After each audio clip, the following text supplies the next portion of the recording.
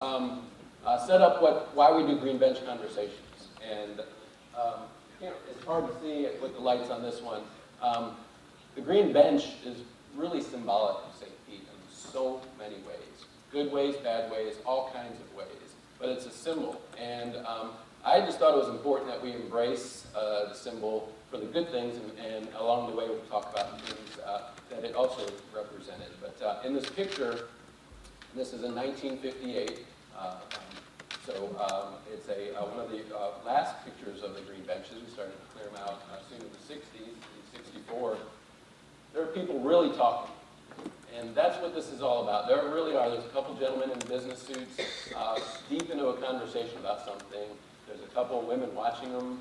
There's some people talking about something they just came out of the store with. So that there's just a lot of conversations going on. And so to me, what the green bench really represents is, are we having conversations? Are we talking?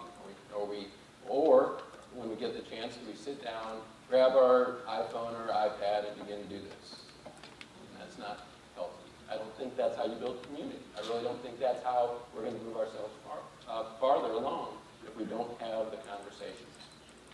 So we have done a few conversations over the last year and a half. PNC and others have stepped up to help us sponsor it. We've talked about a lot of different things. We've talked about growth in our Midtown area. We've talked about regionalism. We've talked about those issues that we're going to need to solve going forward. And the only way we're going to solve them is if you talk about them. So today is a pretty important one. We're talking about transportation. This is a conversation that's not occurring on a green bench, but this is just my son playing it. I don't know why I did that.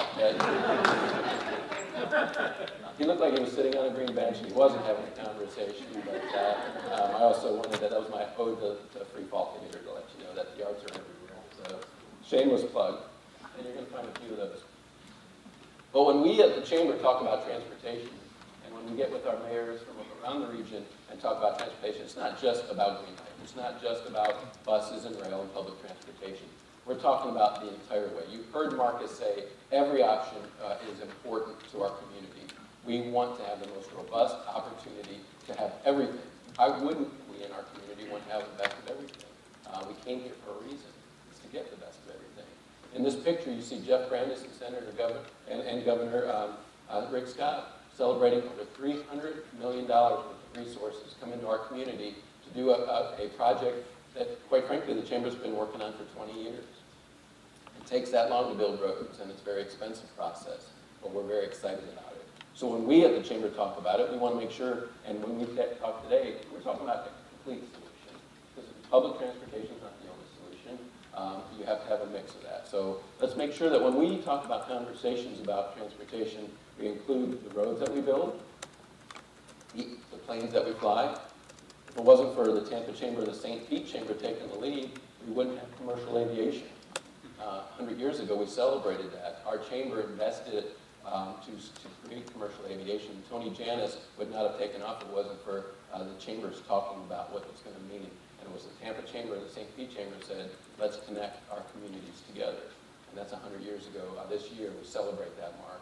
You can see in the picture, we're still doing that. This is a picture of Mayor Buckhorn and many of our leaders celebrating the recent connection with Copa Airlines in Panama, where the mayor and I and others went down and celebrated it. And yes, they make you wear funny hats when you travel.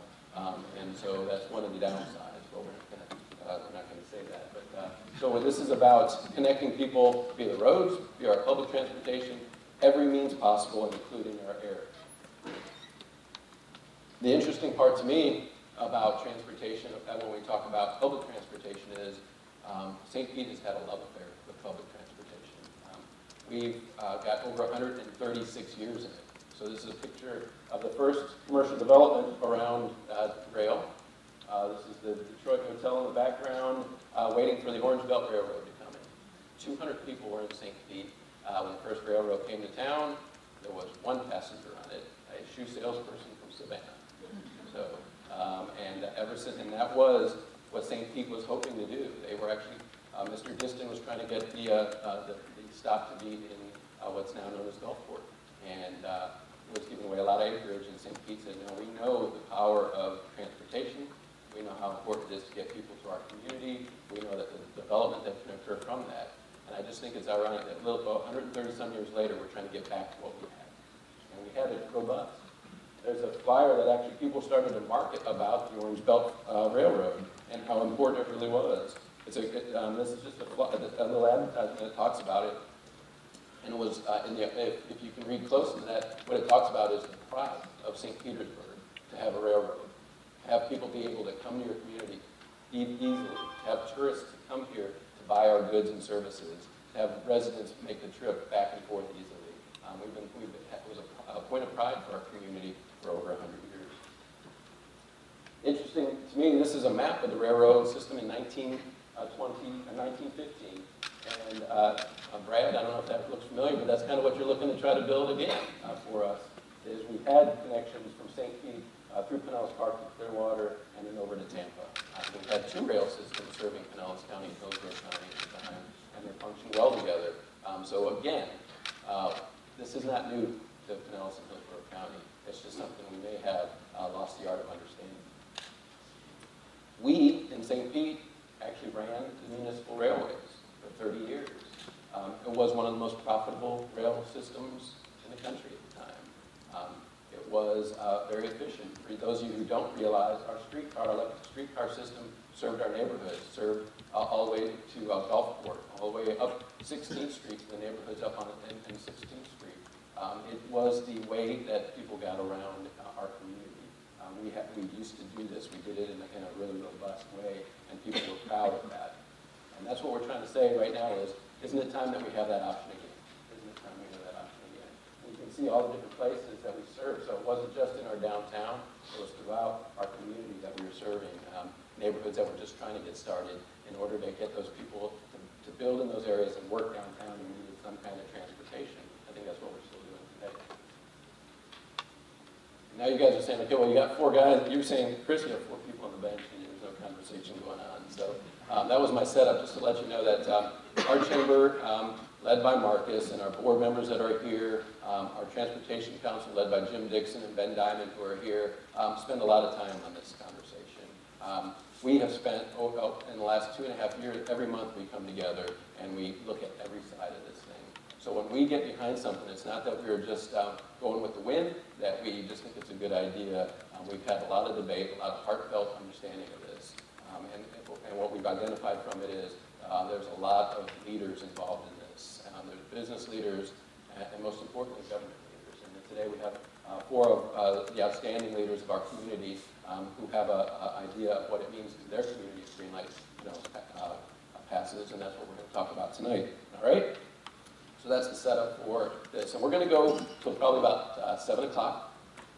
We are going to, this is a chamber conversation. We're not going to take questions from the audience.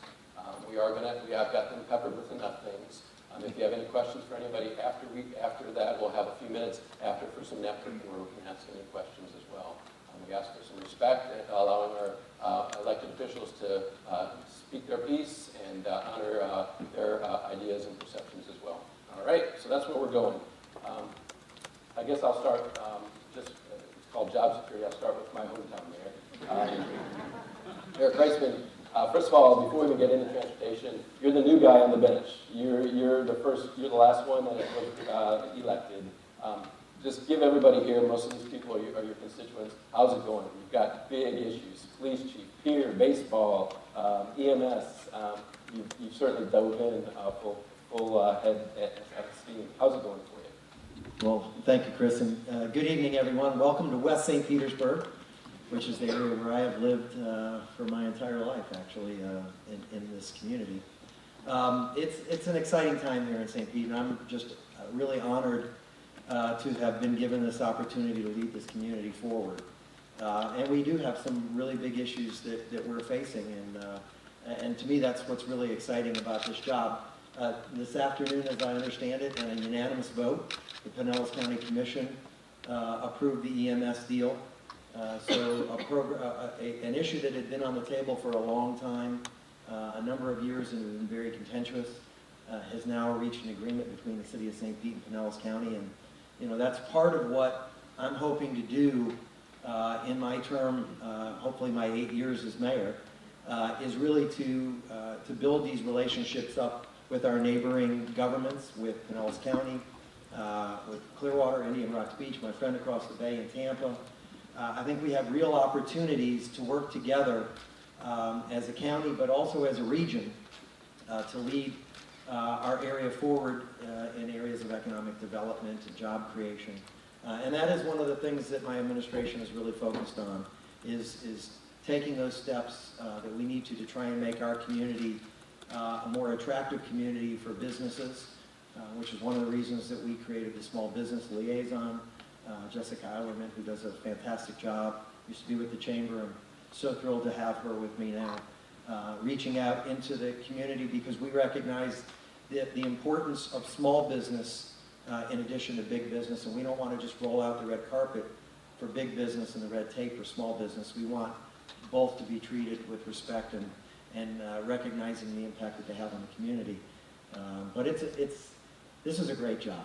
My friend, when I was considering running and talked to Mayor Buckhorn, I said, Bob, should I do this? He said, it's the greatest job in the world. You get to make a difference. You get to have an impact and really make a difference in your community and make things better for your children and their children and generations of children. And it is. I don't regret a minute of it, and I just look forward to continuing to do what I can to try and move this community forward. Thank you for that. And we at the Chamber certainly appreciate your leadership. I think we're doing some great things with the greenhouse and our other efforts together, and our economic development strategy is really coming together, and it's because of your leadership as well. So thank you for that. Mayor Kritikos, we at the Chamber did a ULI study for the downtown waterfront for the city of St. Pete back in November. My understanding is you guys just recently completed a Urban Land Institute panel study where people come in from around the country and study downtown. Help me understand, how did that go for you? That seems like big news. Well, Chris, let me start off by saying you may have the best burgers, here in St. Petersburg, and our good friend Mayor Buckhorn has the best Cubans, but in North County, we have clear water. We need that too. And that was one of the things that came out of the ULI study. It focused on how can we brand the city, our downtown, our beach, everybody knows, our sunsets are well known throughout the country, and that's where we're going to have to refocus ourselves and try to reach out to the entire community to let them know that with the Capitol Theater, with the Clearwater Marine Aquarium, with an intermodal facility that is anticipated in coming into downtown, that will be a hub for transportation, for the arts, for our visitors, and for our residents. And that's what ULI helped us understand. And so that was a good first step for us. They did also focus and remind us the importance of transportation. And I want to thank Mayor Buckhorn for being here because, he doesn't have to be here. He doesn't have, this isn't an issue that his constituents are vitally concerned about. But he has stuck his neck out to show support because Mayor Buckhorn, Mayor Kreisman, Mayor Johnson, and all of our other elected officials, we realize that this is a regional issue. It's not St. Petersburg, it's just not Clearwater, it's for all of us. And I'm getting ahead of myself here, but I'm a native of Pinellas County. When I grew up in Tarpon Springs, US 19 was a 2-lane road. Chris, we could make it from Mom and Dad's, from our house on Tarpon Avenue, to the Driftwood Cafeteria on 34th Street and 1st Avenue South in 30 minutes. Do you want me to go on? You can always tell someone who's been in Pinellas County their whole life when they say Pinellas County. They're one of the pretty ones too. So thank you, and thanks for being here too. Mayor Buckhorn, everybody's excited you're here. I'm excited. I've done a lot of work with you over the years. Help us understand, why are you here? Besides my Because no one here can vote against me.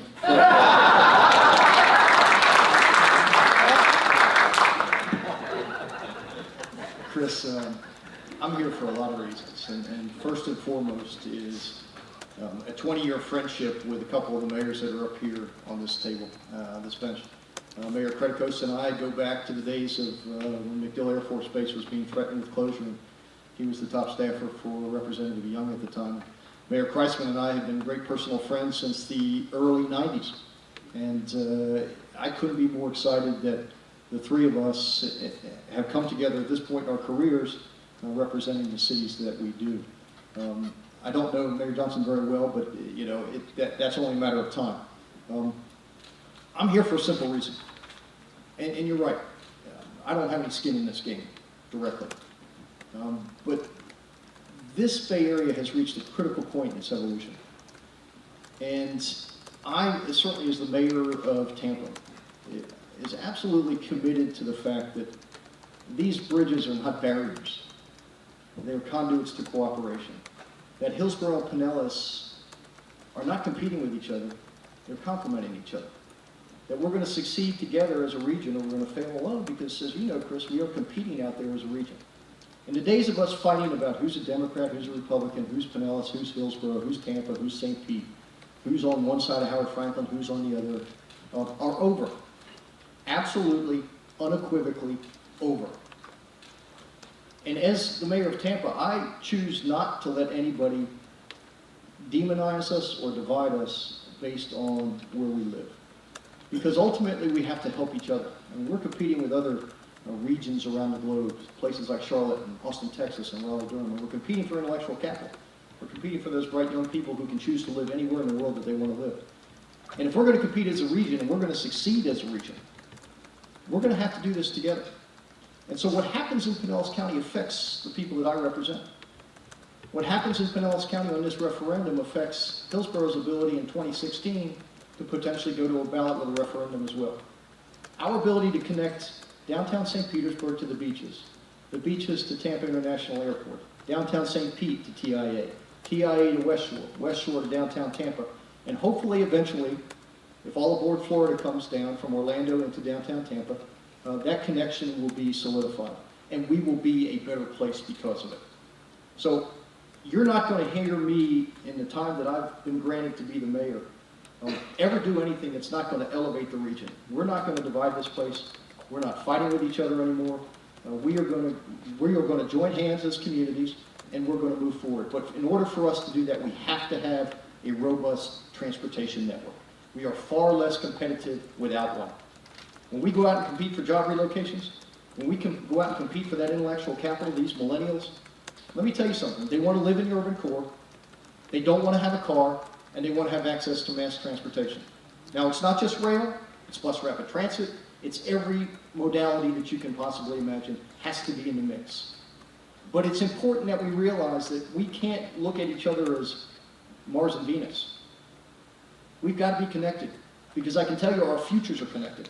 And so we're either going to rise together and succeed, or we're going to fail alone.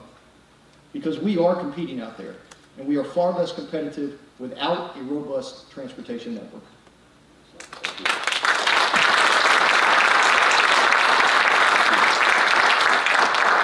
So if I had anything in my ear, the guy in my ear would be saying, he just covered everything you were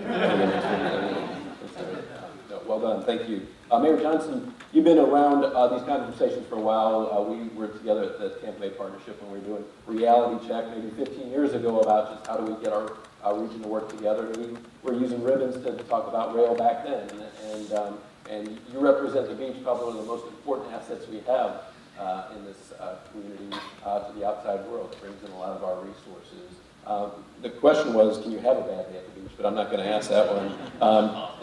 And you also were very involved in PSTA, where you took Route 59 to the PSTA meetings just to get a real sense of it. Just give us a sense of your understanding of the beaches and the connections with this transportation issue. Well, I like to start out by saying that I appreciate the sentiments of Mayor Buckhorn about the need to have as little competition as possible around the Tampa Bay area, especially as far as transportation goes. My family has been in Tampa for nearly a century and has been in Pinellas County, specifically in Indian Rocks Beach, since the mid-1930s. And we never understood the concept of some kind of competition across the bay. I mean, Indian Rocks Beach has often been thought of as Tampa's beach. There's always been families from Tampa that have come to Indian Rocks Beach. They've built cottages, they've come back and forth. They still do that. There's still a heavy heavy constituency, so to speak, from Hillsborough County that comes to Indian Rocks Beach. So for me, it's always been interconnected. And, it's very vital with the beaches as far as transportation goes to have convenient transportation and transit specifically up and down the beaches, because that's what tourists expect when they come to an area like ours, a major metropolitan area. They want to get around conveniently. They want to get around up and down the beaches, and they also want to be able to get from the beaches to the major attractions that are around the Tampa Bay area in general. So it's very important for us as far as our competition goes. It isn't within the Tampa Bay area, it's us versus other major metropolitan areas around the country. It could be New York City, it could be the San Francisco area, Los Angeles, wherever it is the people want to go, wherever it is that they're attracted to those areas to visit and to recreate, we are in competition with them. So it's important for us to have the same level of transportation, and specifically as we're talking about today, transit, to be in competition with them. Excellent, great. All right, so I'm going to throw a question out to you for all four of you to think about. Greenlight is a referendum. It has been led by strong political leaders. Commissioner Ken Welch, Karen Seals, Commissioner Latwell, Commissioner Maroney, Commissioner Justice, City Council Member Jeff Danner, and others, all have been pushing this for years and years. And the last couple of votes they've taken at Pinellas County Commission, at PST, and others could be seen as controversial. But they still, for the most part, went unanimous. Pinellas County Commission had a 6-1 vote, but everywhere else we're seeing pretty much unanimous political support for this. It's just interesting to me because I don't know if you guys read a book, it was called Nation of Wusses. It was How America's Leaders Lost the Guts to Make Us Great. It was by Governor Rendell. And Governor Rendell basically states that we have forgotten what the greatest generation taught us, which is you've got to build. And you've got to build things that your community may not understand right now, but you have to build it for the future. We owe it to continue to grow our community. But he, in his book, kind of says there's not those political leaders that are willing to stand up for those hard votes, that they're willing to rather risk the hard vote to get reelected. Why are so many leaders behind this one this time? Well, let me tackle that at the very most basic level. In Pinellas County, we have 24 municipalities, and we also have boards like the Metropolitan Planning Organization and PSDA that are essentially filled with political leaders. There are 15 seats on the PSDA board, and so you have city councilmen and county commissioners and mayors that come and go. They spend several years on the board, some longer than others, but we have a lot of experience, so to speak, with our elected officials being involved with transportation planning, whether it's, like I said, an MPO, the PPC with transportation being melded with land use planning, the PSTA board. So there are a lot of opportunities out there if you're an elected official to be involved in the education of transportation planning and transit planning specifically. So I think that has a lot to do with it, because transit's not necessarily that easy to understand. There's a lot of moving pieces, and often you hear people talking about it. They say, well, why do we see a bus go by, that's half empty? Well, they don't realize that farther down the line it may be totally full, or different times of day. There's all kinds of things that need to be learned about, and the more you learn about, the more you understand, then you can be more supportive of the things that we're talking about and the improvements, and you can see how far behind we are vis-a-vis other major metropolitan areas, and that may not be necessarily apparent to you unless you've looked into this.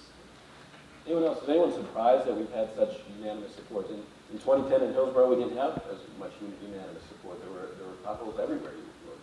So. Literally and figuratively. I think that the counties in the Bay Area is in a different place. I mean, 2010 was an odd year in American politics. It was the year that anything progressive died a quick death for all kinds of different reasons, and that was true in Hillsborough County. I mean, I don't think the campaign was particularly well organized or well articulated, and I think the Greenlight effort has learned from what happened in Hillsborough in 2010. But I think for a lot of us, the question becomes, do you want to do as an elected official, or do you want to be? And if you just want to be, don't bother. If you want to just kowtow to a small but vocal minority, it would take us back to a different place and a different time.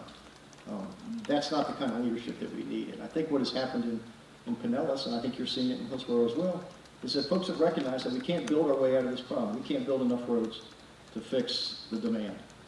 With the growth that's coming to the state of Florida, the growth that has been coming over the last decade and a half, we are 15 years behind on the infrastructure curve. And we are never going to get ahead of that. We can't buy enough right away. The eminent domain costs are too high. And candidly, roads and automobiles are just the most inefficient way to move people back and forth. So you have to give people options. And I think folks are recognizing, particularly as you see the influx of young professionals into the urban core, both in downtown St. Petersburg and certainly in downtown Tampa, the demand for mass transit is palpable, and it is driven by young people who want to build a future here and whose intellectual capital, what's contained in their brains, will provide the backbone for our economy over the next 20 years.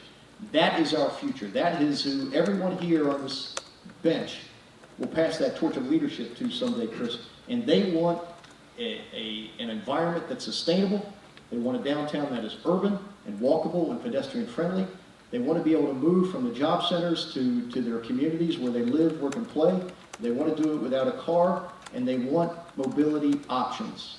Not just rail, mobility options. And that is what the Greenlight effort is offering. And hopefully, that's what's going to happen in Hillsborough County in 2016. And I think Bob's right about the politics from 2010 compared to today. But the other piece of it is the economics, I think, are a little different from 2010 to today. I think there's a recognition by all of us who are serving today of the different economic environment and the competitiveness that we face today that's far different than it was even 3-4 years ago. We are one of the last major metropolitan areas in the country that has no significant mass transit system, which really puts us at a disadvantage competitively. And you know, the one thing that I've learned from having served in state government and coming back to local government is when you're on the local level, you want to get things done. Politics and parties, it just doesn't matter. It's all about getting things done for your community and helping your community move forward. And I think there's a recognition of that that's different too, and that's why I think you see on the local level, the local politicians are the ones who are getting this stuff done. And it isn't just in this community, it's all around the country. It's on the local level, at the municipal and county level, that the real work is being done as opposed to, unfortunately, the gridlock that we're seeing in Washington and in state governments.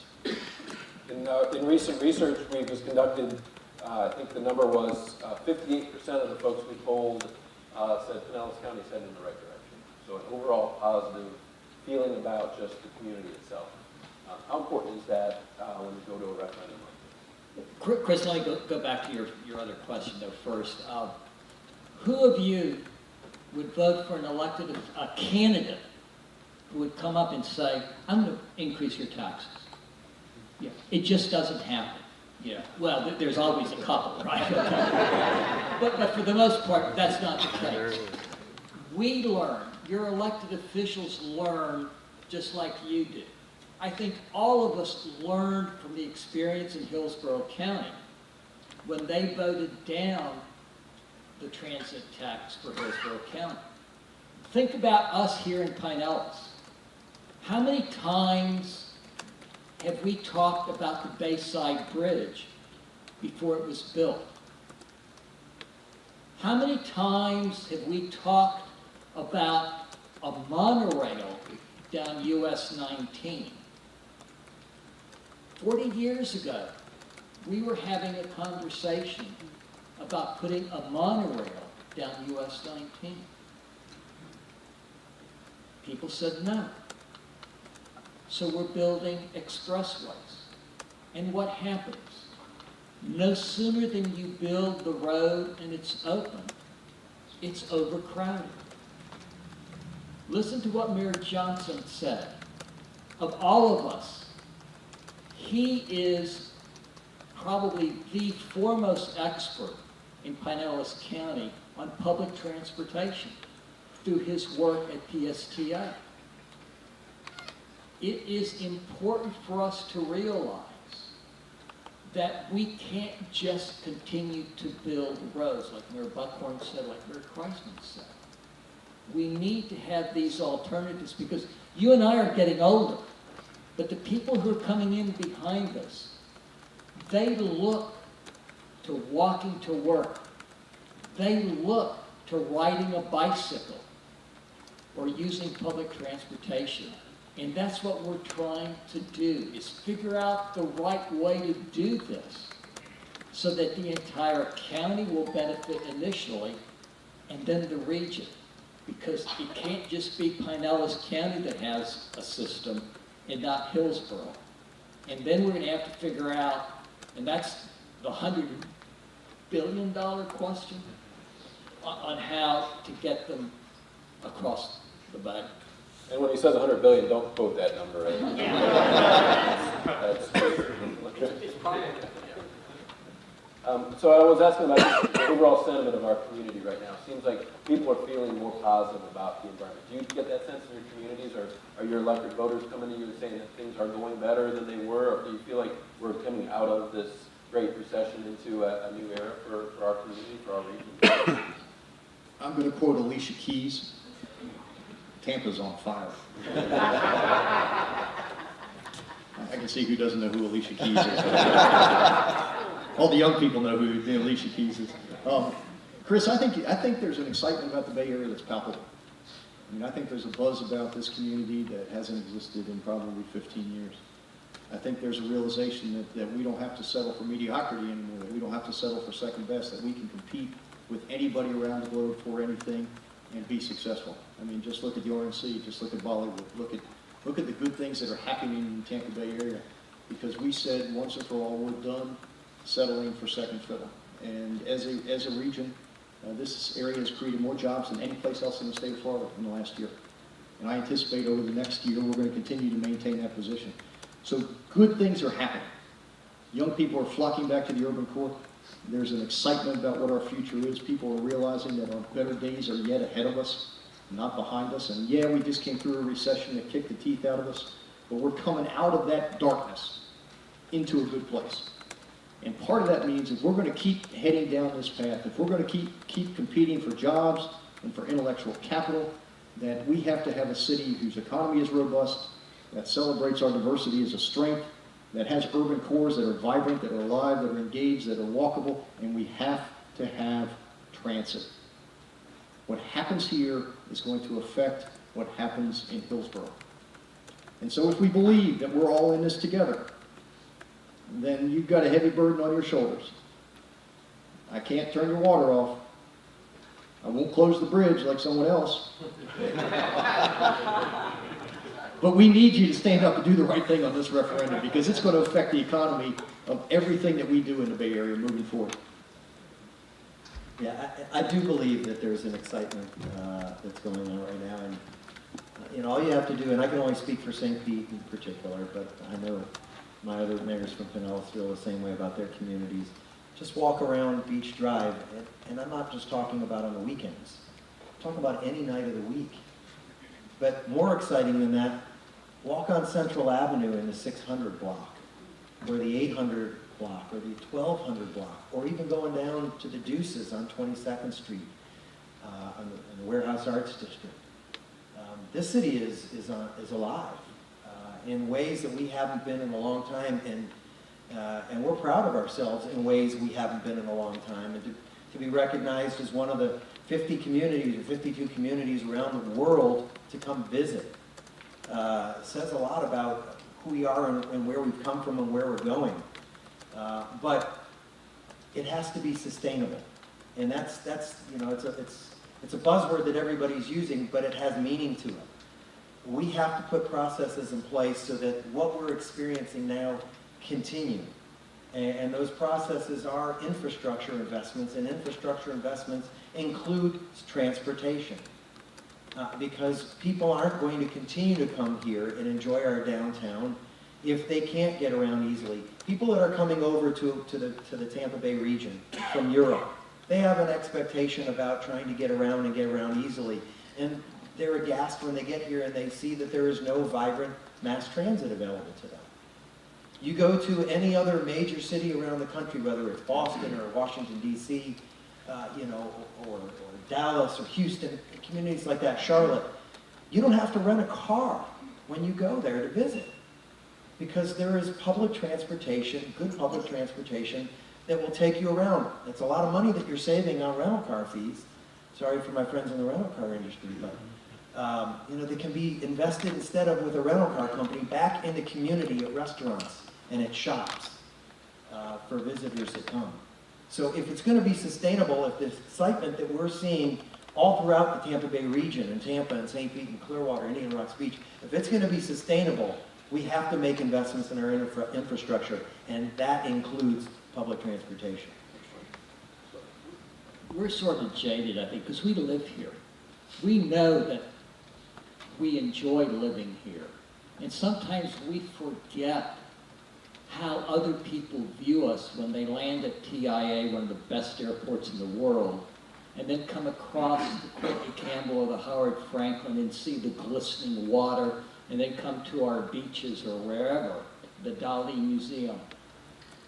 The RNC, Bollywood, showed us how important and vibrant this community is, and how each little city has a niche, and why it's important for us to try to use the transportation network and cooperating with each other so that the whole area rises. And that's what we're trying to do.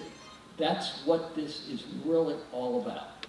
And sometimes, we just get in our mind that we shouldn't do something. It's different. Well, the young kids today that we're wanting to bring into this area, they don't mind different. They look at alternatives that our parents and grandparents probably wouldn't even consider. And I remember working in Washington, and for 2 years, I put 3,000 miles on my car because I used public transportation. Wouldn't it be nice if we could go to a Rays game and not have to worry about paying to park, and get home just like that with public transportation, or to a Bucks game? Well said. And the Rays are playing tonight, so after this, you can go ahead and play Rays as well. So we're feeling good about things, and we've got the leadership. Behind you is behind you is the map. So this is part of it. So Greenlight Pinellas is a plan as much as it is a referendum. How important, now we've talked about all the optimism and all the things it can do, how important is this map to the referendum and to making sure that, did you all look at this map and go, okay, it does do what it needs to do? How important is this map, and does it do what you guys need it to do? Let me start off. Look at that map and realize, not like some of the people who wrote me after the ULI study. We had a briefing on Friday. Friday afternoon, somebody was writing me saying, well, when are you going to implement it? And it was from a gentleman who really doesn't like us doing a whole lot very quickly. And my response back to him was, well, if I had a magic wand, it would happen right away. But this isn't Hogwarts, and my wand doesn't work. So when you look at this map, realize that it is a vision that needs to get built one step at a time.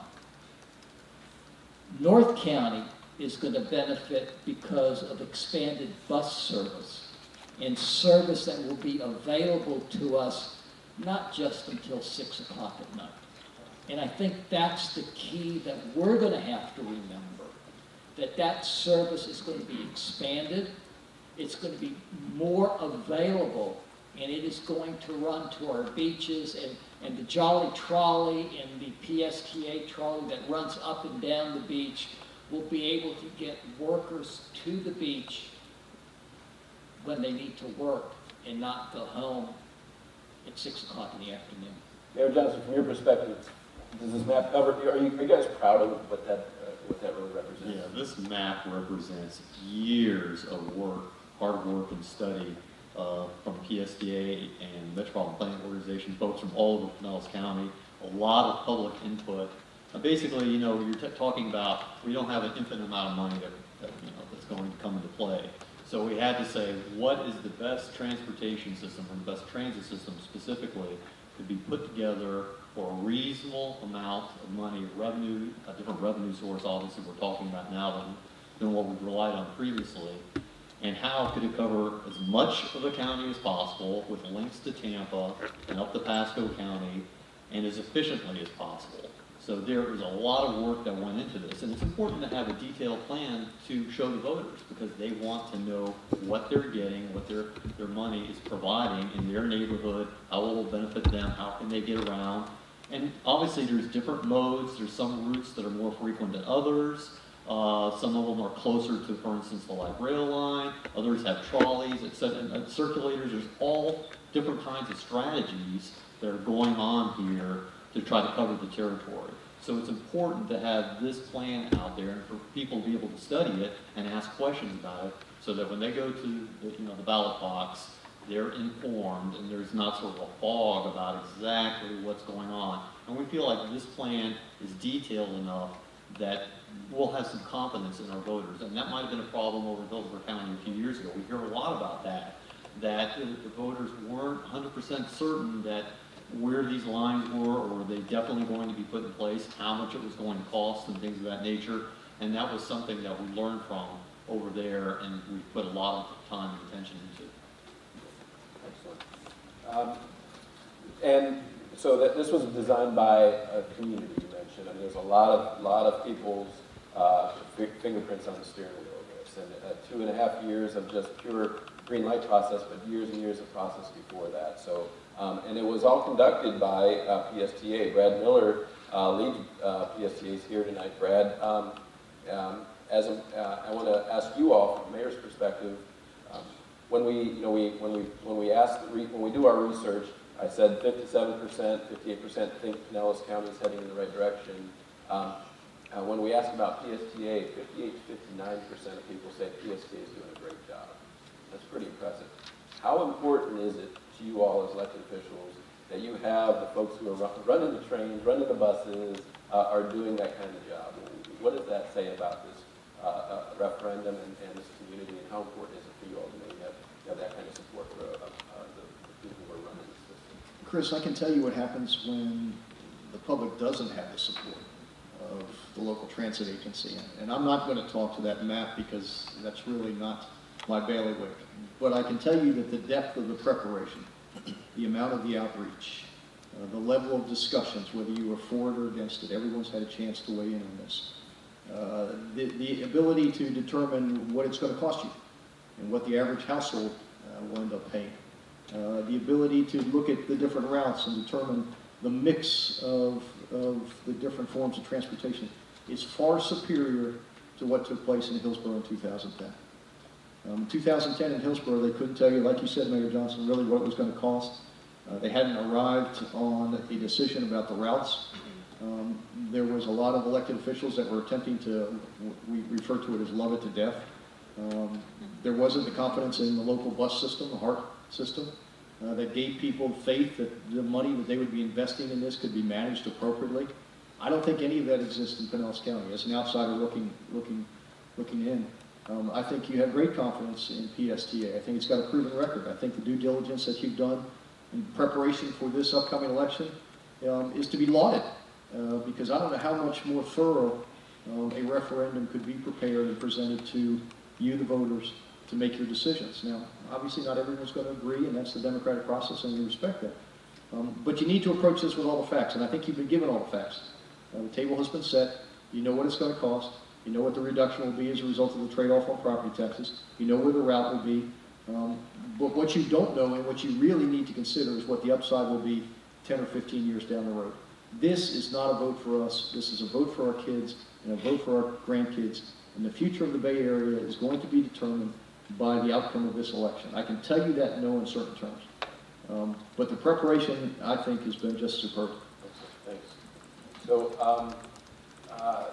the notion that we have a map, we have a PSTA system that's in place, and now we have an understanding of the tax swap. Recently, the the county commission approved the local agreement to ensure that our property taxes, if this referendum passes, our property taxes are going to be reduced by the current amount that PSTA gets, which is about 0.72-ish mils from most property owners in Pinellas County, for many property owners in Pinellas County. And then we're going to go to a sales tax that is going to be paid, a third of it by tourists. How important to you all that we have found the right revenue mix for ourselves, and how does that need to be communicated? How do you all communicate that when people ask you about that? Well, and I think, you know, the 1/3 piece that you just mentioned is really an important piece to consider, because we're designing a system, and we've talked a little bit about the impact of tourism on our economy here, and certainly we have a lot of other things that all of our communities are doing from an economic development standpoint, but tourism is a big piece, especially for the beach communities, of their economy.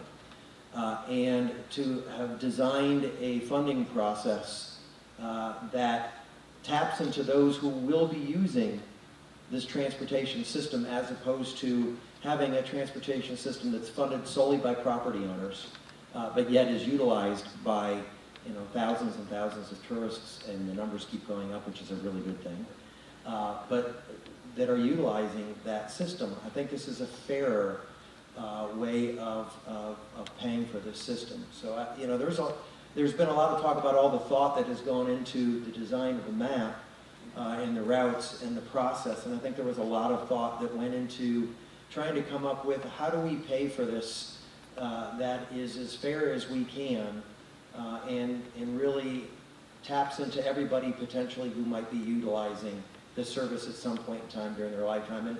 And let's also remember that as our community continues to become a younger community in some aspects, you know, we've got students who are going to be able to utilize transit to get to school much easier. But for our aging community, you know, their need to rely on vehicles, on motor vehicle transportation, and the difficulty that comes with that as they continue to age, we're providing them with that opportunity too. So this is, you know, this is going to really, it's a broad spectrum that will be using transportation and a broad spectrum that will be paying for it. Excellent. Good deal.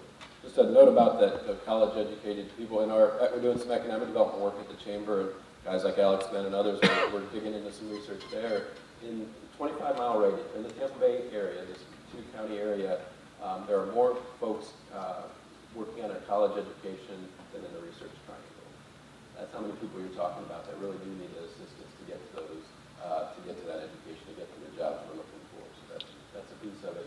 I'm going to move to the next. Mayor Pitcoast, I put this up for you. This is downtown Clearwater in the future.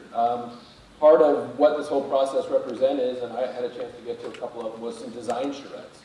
So not only did we make sure we had a revenue source, make sure we understood where the rail and bus systems were going to be, but part of this promise is about economic development, that we are going to be able to hit the reset button in a lot of places where we go. We're going to be able to say, hey, there's an opportunity for private investment to come back to the table, for private investment to build condos and office buildings and residential units, you know, just the entire piece of it. When you all see what it would be like to hit the reset button from a leader of a municipality, how exciting is that? When do you get a chance to do that? It is really exciting because of what has happened in other communities that have gone down this road with light rail and some sort of public transportation, be it the metro in Washington or whatever it's called in Dallas and in Denver, you know, people movers in Portland, you know. Where there's a station stop, immediately there's redevelopment in that area because of what we've been alluding to earlier, and how today's people like to walk to work or have alternatives to get to work. And this would give us that opportunity, not only in the downtown Clearwater area, but throughout that route. And the other thing that, you know, we have to keep reminding the people in North County is, again, this is the first step. You know, we have to begin somewhere. And eventually, you know, I'm sure PSTA is going to look at expanding even the light rail component to cover more of the county. Because ideally, that will help build up other centers, like would be at wherever the stations are from Clearwater to downtown St. Pete. Good deal. So economic development's a big piece of it. And I'm just going to back up 1 second on this. Mayor Buckhorn said that the map isn't important, but Mayor, there's a bridge on there. Everywhere I go, when I talking to people about this, it's really important to get over that bridge. When Jim Dixon and Ben and others led a discussion with our FDOT secretary recently, he basically claimed that we weren't on the same page about what the Howard Franklin needs to do in the future. So to us, we thought that this Greenlight really represented that opportunity to get on the same page. If we indeed pass this, we know what kind of technologies we're going to be using, what kind of efforts. So let's just talk a little bit about, can we all get on the same page about when we rebuild the Howard Franklin, will it include this transit option? I don't think we have an option. I mean, we're not going through this exercise to have it stop at the Howard Franklin Bridge. That would defeat the purpose of everything that we were talking about right here. I mean, just a muscular, robust, multimodal system in Pinellas County that doesn't solve all of our issues. It doesn't connect the Bay Area in ways that we need it to be connected. That route has to get across the Howard Franklin Bridge. It has to get to TIA. It has to stop in West Shore, and it has to terminus in downtown Tampa.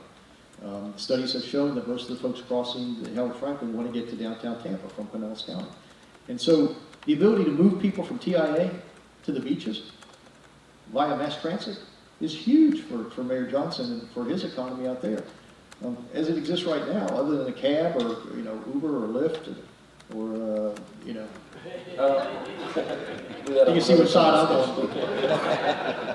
Or a bus system or renting a car. It's hard for someone coming into TIA, and you've seen how successful we've been as of late broadening our international horizons and planting Tampa Bay's flag around the world. Whether it's Copa Airlines, whether it's Edelweiss, whether it's Alaska to the West Coast. I mean, we are doing more and more of that because we're trying to encourage that international trade, international investment, and international tourism. We want them to be able to get off a flight from Panama or from Frankfurt and get on a mass transit mode and get to the beaches as quickly as they can. That's important. And so that connectivity, Chris, is critical. And so as DOT starts to master plan the next 10 years, as we start to look at DOT's budget, we have got to make sure that the interests of the Tampa Bay area are represented and that we are uniform in our response as to what the appropriate mode of that would be. But it's got to happen. It absolutely has to happen. Let me illustrate this a little bit by a personal anecdote. Back when I was on the PSDA board, I was still on the board several years ago, I told the board that I was taking what I thought of as an all-transit trip from Indian Rocks Beach to New Haven, Connecticut. So I left my house and I got on the Suncoast Beach trolley, and then I transferred to the 59, then I transferred to the express bus, and then I transferred, once I got across the bay, to another bus, and then I got on the train, the Amtrak train from the station, went up to New York, and on and on and on.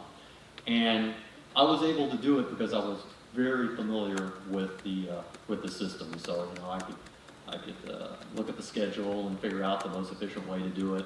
But it wasn't really all that easy necessarily. It was a lot of transfers and a lot of coordination because you didn't want to sit around and wait long periods of time and all this kind of stuff. It should be relatively easy to get from the beach across the bay to the airport, the West Shore area, to downtown Tampa. It should be a snap. And when you go to other major metropolitan areas, especially areas that are tourist areas, they expect that. And as was pointed out earlier, they're coming from Europe. Our tourists are coming from Europe. They just expect when they get here that they could jump on mass transit and get quickly to different locations. And, you know, we're talking about college students. You know, we have our college students who often leave here and they go traveling elsewhere, and they come back after they've experienced that convenience elsewhere, and they're not dumb. They're scratching their heads and going, "Gosh, why is it so hard to get around the Tampa Bay area when I just went to this place or that place, someplace in Europe?" I mean, I went to school in a number of places. I went to school in Houston, and in New York City, and Berlin. And they all have robust transportation systems. Even Houston, that's been for many years a car-centric city, has had a light rail system now for about a decade. So, you know, it just tells you that we're talking about sort of at one point about the worry of the brain drain of our youth. I mean, like I said, they're going out and they see the world. And if we can't compete, they may think it's time for us to go someplace elsewhere where it's easier to get around because transportation is so critical. I mean, it's a basic tool. You have to have it. You can't just say, well, we'll get to that someday. And so that's what we're trying to tackle right now, to catch up. Good. So well said. And so as we wrap up, I'm going to talk a little bit more about regionalism, but the last piece of what I think is an important element of this whole thing is, so we've talked about our elected officials being having a consensus and how hard they've worked the process and created it. And it wasn't just the elected officials. And many of you represent those groups that were in the room. We have the Sierra Club and the Chambers of Commerce from all across our area, Clearwater, the beaches, and Mid-Pinellas and others. And our chambers and others and Sierra Clubs and others are taking a stand and saying yes for Pinellas and working on a campaign to make sure these facts get out. From your perspective, and since I have a lot of chamber people here, how important it is to have a strong business community partner in this effort? What does success look like to you all when you talk about the business community? How important it is for you to run a city and have a strong business partner? Well, I can tell you in Tampa, city government and business community are in lockstep. I mean, there's nothing that separates us because we all recognize that we're pursuing the same goals. And you know, when you create jobs, you create opportunities. And when you create companies, you create wealth. And when you add buildings to the tax roll, you start to add property tax that allows me as the mayor to do a lot of other things. This effort has got to bubble up, not from the top down, but from the bottom up. And I think what you're seeing here in the diversity of this audience and everything that I have read so far is that it's not just, you know, the downtown business crowd that's driving it. It's not just the politicians. It's the people who recognize the value, the intrinsic value in having mobility options. And the time for the political rhetoric is over. I mean, we could talk about, you know, low taxes, less government, et cetera, et cetera, et cetera. That doesn't pay the bills. That doesn't get us from point A to point B. This effort, I think, really is doing what we didn't do in Hillsborough County in 2010, because that was a very top-down driven effort. This is coming from the grassroots up. I personally think it will be successful. I'm counting on that. And I think everyone will recognize the value of the vast amount of participation that has made this a better process, and made that map a better map, and made the outcome, I think, more certain because people have bought in, and you've encouraged that buy-in, and it wasn't just the suits or the politicians driving the decision. It's you. Mayor Buckhorn, I think it's obviously important for, and I'm very appreciative of the relationship that our city has, city government, with the chamber and with the business community, because we too recognize the impact of the business community on our city. And for us to have the resources to build the parks that we want to build, and the amenities, and to attract the galleries and the museums, we've got to have those tax revenues that come from business. So that partnership is critical. But what's equally important, and what I'm seeing here, and I think Bob said it well, talking about the grassroots on up, is we're seeing support from the business community, which recognizes the sustainability issues that I mentioned before, but also from the community itself, and from the individual neighborhoods, whether it's Kona or all the various neighborhoods we have throughout the city of St. Petersburg, who are all recognizing that having better transportation options. And what's important on this map isn't just that light rail that's up there, that passenger rail, it's all the other elements that are on this plan, and even on the logo. you see, the four bubbles, the one being light rail, one being bus, which is enhanced buses and bus rapid transit, but you also see bicycles and pedestrians. And for everyone that's living in a neighborhood, we all know how important it is to be able to ride your bikes and walk and make your community a more livable community. And that's what you get with enhanced transportation. It isn't just about BRT and it isn't just about light rail. It's about improving the overall transportation holistically with bikes and pedestrians.